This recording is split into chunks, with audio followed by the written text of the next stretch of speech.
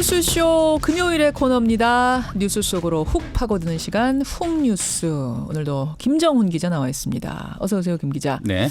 뭐 앞에 사건도 굉장히 충격적이었는데 이 사건 지금 반응들은 잠시 후에 댓글쇼에서 좀 소개하기로 하고 오늘 훅뉴스도 못지않게 놀라운 사건이에요. 어떤 겁니까? 지금 사립 유치원의 비리 근절을 위한 법안 통과가 국회에서 막판 진통을 겪고 있죠. 예. 각급 사학을 둘러싼 논란 어제 오늘 일이 아닌데 그러던 차에 저희 뉴스쇼로 관련 제보가 들어왔어요. 제보 이메일이 어느 날 하나 도착을 했습니다. 네. 근데 이게 들어보니까 여느 사학 비리와는 조금 다른 얘기더라고요. 예. 한번 먼저 들어보시죠. 사학 비리라고 하면 그 학교의 돈을 횡령해서 이 이사장이나 아니면 관련된 사람들이 가져가는 구조인데 지금은 완전 제3자의 돈, 거의 그냥 시민의 돈을 가져가는 구조가 된 거잖아요. 회사의 빚도 없고 은행빚을 얻어서 전세장을 구했는데 근데 그것까지도 또 이렇게 뺏어가니까 저희는 이제 길거리에 내앉게 생겼거든요. 솔직히 정말 절망적이죠, 상황이. 지금 그러니까 이것만 들어가지고 무슨 얘기하는지 하나도 네, 모르실 네. 예, 거예요. 그러실 뭐 사학이 어떻게 졌다고 하는데 내 전세금을 뺏기게 생겼다 이런 얘기예요? 일단 문제의 사학은 서울의 휘문중고등학교를 운영하는 학교법인 휘문의숙입니다. 굉장히 유명한 명문 학교잖아요. 휘문중학교, 휘문고등학교. 그렇죠. 예. 그런데 얼마 전에 이 학교 법인의 비리를 두고 경찰이 수사를 벌였거든요. 예. 현 이사장은 학교 명의 카드로 단란 유점 비용을 내거나 또 선친의 묘지 관리비를 처리하기도 했습니다. 또 그 어머니인 전 명예 이사장은 53억 원에 이르는 학교 발전 기금을 현금으로 빼내 사용한 사실이 적발되기도 했고요. 예. 이거야 뭐 익숙한 비리인데 네. 학교 공금을 자기 돈처럼 사용하는 거. 근데 지금 앞에서의 피해자 주장은 내 돈을 뺏기게 됐다 학교 때문에. 예, 그 경찰이 적발한 휘문의숙의 문제가 또 있었기 때문인데요. 그 학교 법인이 소유한 149세대 생활주택 건물의 임대 업무를 그 무등록 업자에게 맡겼던 상황이 있었어요. 근데 그 사람이 임대 보증금을 횡령한 사건까지 일어난 겁니다. 그 피해자들이 지금 학교 법인을 상대로 분통을 터뜨리고 있다는데 어떻게 된 일인지 그 사건을 취재해봤습니다. 그러니까 휘문의숙 사단법인 학교법인, 학교법인 휘문의숙 네네. 휘문중고등학교가 어떤 땅에다가 건물을 지었는데 네. 거기서 지금 피해자가 나온 이런 상황인 거예요. 큰 그림을 그리자면. 맞습니다. 예. 자, 오늘 훅뉴스 피해자들 만나보니까 무슨 얘기를 해요? 저희가 그제 피해자들을 쭉 한번 만나보고 왔는데요. 어떤 상황인지 먼저 한번 들어보시죠. 금액이 제일 큰 데는 이제 4억이 세 집이고 3억이 한 집이고 저 같은 경우는 계약이 내년 2월 28일까지니까 얼마 안 남았죠. 그리고 다른 집도 보면은 4억 세대 중에 한 세대는 벌써 계약이 종료가 돼서 나가야 될 상황인데 못 나가고 있는 상황이었고 이런 얘기들은 TV 속에 드라마 속에는 나오는 얘기들 같습니다. 근데 그게 내 현실일 줄은 다 꿈에도 몰랐었기 때문에 그러니까 3억, 4억 지금 얘기하는 게 보증금 말하는 거잖아요. 네, 보증금 얘기죠. 예, 보증금 날리고 계약 기간 끝나가는데 나 어디로 나갑니까? 지금 피해자들이 이렇게 화소연을 하는 거예요. 네, 이런 피해자들이 한둘이 아니고요. 도대체 어떤 주택을 휘문학교가 지은 겁니까? 네, 이게 피해를 호소하는 곳이 지금 주택 123세대 등이고 확인된 피해 금액만 73억 원에 이른 이런 상황인데요. 예. 먼저 이 문제가 수면 위로 드러나게 된 거는 경찰 수사 결과가 발표되기 전이었습니다. 이 지난달 15일이었는데 피해자들이 살고 있던 그 건물 엘리베이터에 죄송한 마음으로 안내 말씀드립니다. 이런 제목의 글이 덜컥 붙었어요.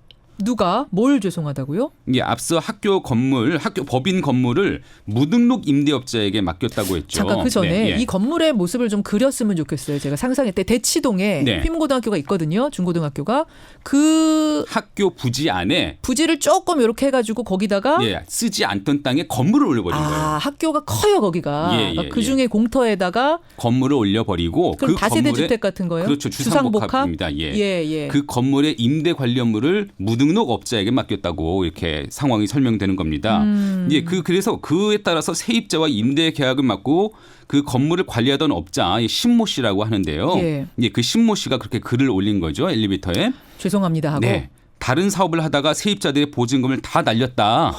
미안하고 모든 법적 책임을 달게 받겠다. 처벌을 받겠다. 또 세입자들의 보증금은 휘문 측으로부터 받아라 이런 내용입니다. 신 씨는 이후 구속이 됐고요. 그러니까 휘문재단이 자기 소유의 주상복합 건물을 신모 씨한테 관리를 맡겼고 신 씨는 그 사람들 보증금을 다 들고서 쉽게 말해서 먹튀. 네, 그런 상황인 거죠. 도망을 가버린 거예요. 네, 그러니까 그러면서 세입자들한테는 휘문한테 받아라. 그러면 세입자들은 휘문한테 갔겠네요. 그렇게 했는데 그러니까 이 신 씨가 휘문한테 보증금을 받아라 이렇게 말한 이유가 나름의 이유가 있긴 있습니다. 신 씨는 세입자들에게 전하는 글에서 휘문 의숙이 임대 전대 동의서를 작성해줬고 임차인들에 대한 임대 대행에 동의한다는 내용이 있었다 이렇게 밝혔는데 무슨 말이냐면은 예. 자신은 대행일 뿐이었다. 자신 대행일 뿐이었고 건물 소유주인 학교 법인의 책임이 없을 수 없다 이런 말이죠. 그럼 이 세입자들도 신 씨는 그저 관리 대행일 뿐이고 네. 실제 내가 계약한 상대방은 학교라고 생각하고 있었던 거예요? 그렇게 믿을 수밖에 없었을 것 같습니다. 신 씨가 만든 업체명이 휘문 아파트 관리였거든요. 그러니까 세입자들은 당연히 휘문이라는 학교 법인이 직접 관여돼 있는 것으로 생각할 수밖에 없었는데 이 부분도 한번 구체적으로 들어보시죠. 예. 이름도 보면 휘문 아파트 관리잖아요.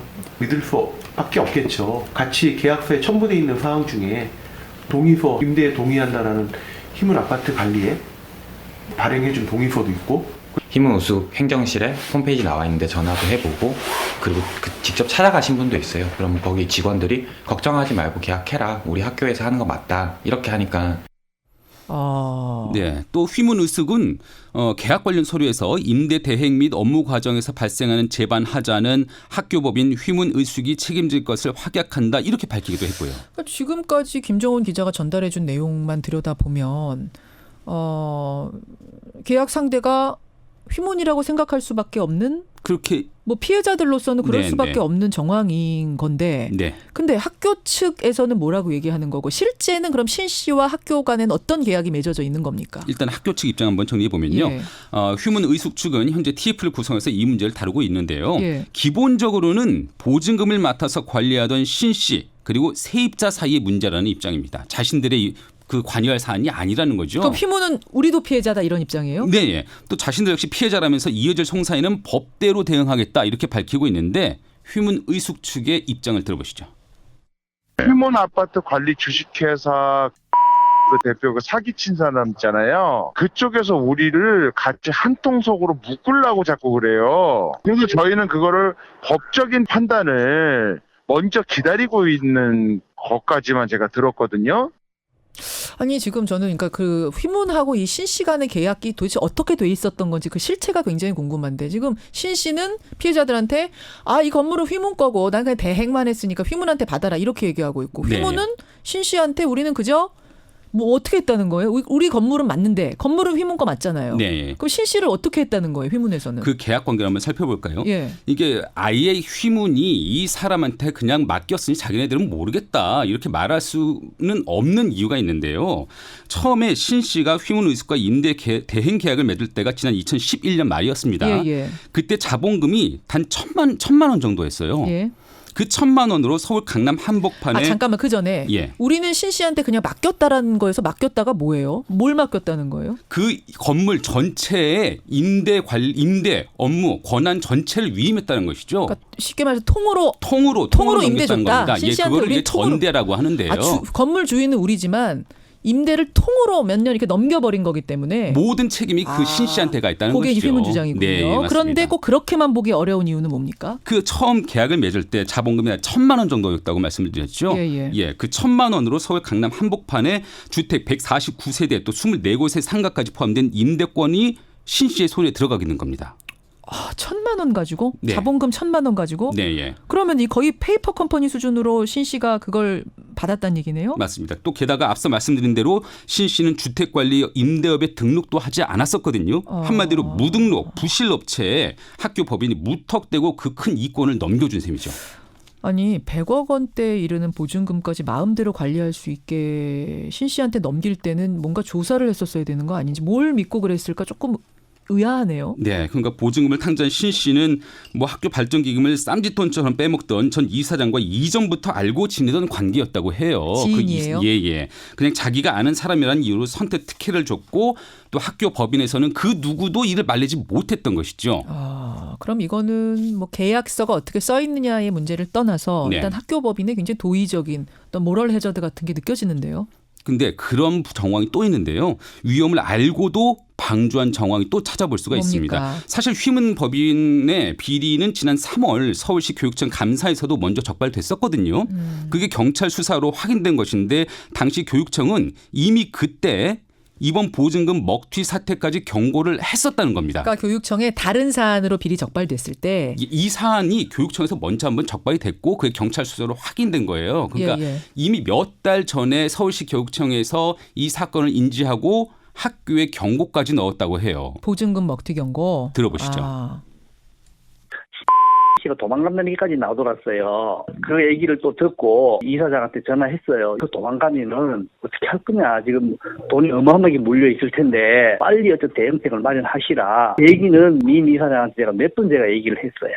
우리는 아무것도 모르고 가서 며칠 동안 봐도 그런 게 보이는데 그래가지고 몇 년을 그렇게 해먹어도 그러고 있으니 이게 뭔가 이상하다. 저 관리자 신씨란 사람 도망갈 것 같으니까 어떻게 조치를 해라라고 서울시 교육청에서 휘문한테 얘기를 했다. 그 당신 학교가 비리를 저지른 건 저지른 거고 그 말고 애꿎은 피해가 속출할 수 있다. 이게 빨리 조치를 취하라 이렇게 경고를 이미 했었다는 것이죠. 예. 그러니까 보증금 통장에서 돈을 뺄 때 학교 법인의 동의를 얻도록 하거나 아니면 신씨 예금이나 다른 재산을 빨리 가압류해보라 이런 제안까지 구체적으로 했다는 겁니다. 근데 휘문 측이 아무 대응도 안 했답니까? 전 이사장은 신씨가 그럴 사람이 아니다 이런 반응을 보였다고 해요.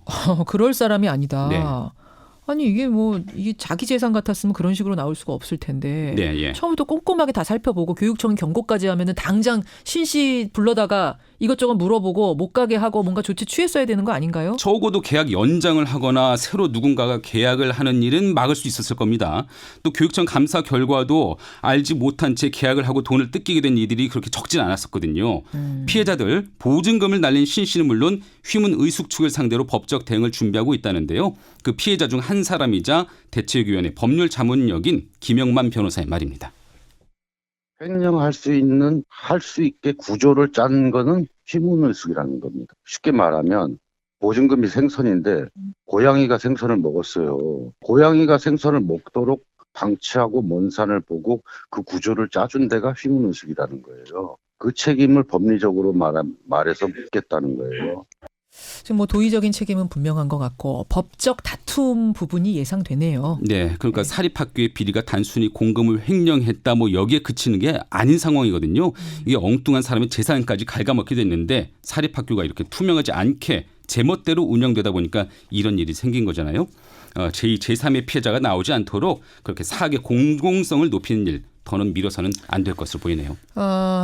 엉터리 임대업자한테 이걸 통으로 임대를 준 것 뭐 그 자체도 문제입니다만 지인이란 이유로 준 것도 잘못입니다만 그걸 넘어서 지금 청취자 희미님은 혹시 이걸 뭐 짜고 한 건 아닌지 여기까지도 좀 수사를 해봐야 되는 단계 아니냐 이쯤 되면 그런 의혹도 제기되고 있습니다. 그런 것까지 경찰에 촉구한다는 문자를 주고 계시네요. 149세대가 피해봤다 그랬죠? 네, 149세대 있는 건물 아파트에. 참 이게 보통 사건이 아니네요. 예, 이 사건 어떻게 처리되는지 끝까지 김정훈 기자가 전해주시길 부탁드립니다. 네, 감사합니다. 훅뉴스였습니다.